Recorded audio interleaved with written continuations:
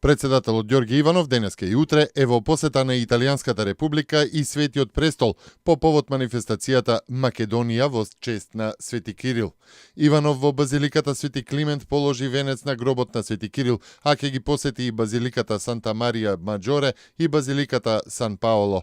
Утре председателот Иванов ќе има аудиенција кај поглаварот на Римокатоличката црква, папата Франциск, а ќе оствари средба и со државниот секретар на Светиот престол, кардиналот Пиетро Паролин.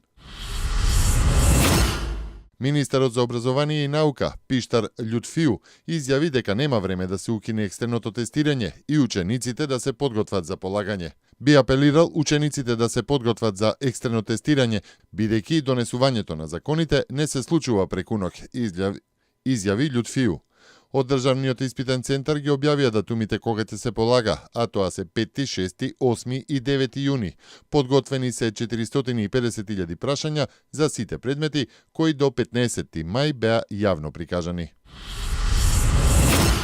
ВМРО ДПМН смета дека граѓаните оправдано се плашат дека Зоран Заев е подготвен да ја реализира тиранската платформа во надеж дека од позиција на власт ќе се спаси од кривичен прогон за кривичните дела кои ги извршил. Според ВМРО ДПМН секој ден коалицијските партнери излегувале со изјави дека не се откажуваат од тиранската платформа, но ниту Заев, ниту партијата ги демантираат таквите изјави.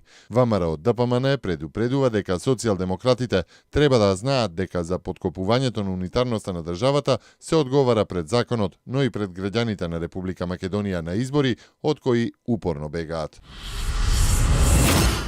Доналд Туск по средбата со Доналд Трамп изјави дека не е сосема уверен дека денес може да се каже дека САД и ЕУ имаат заеднички став за Русија.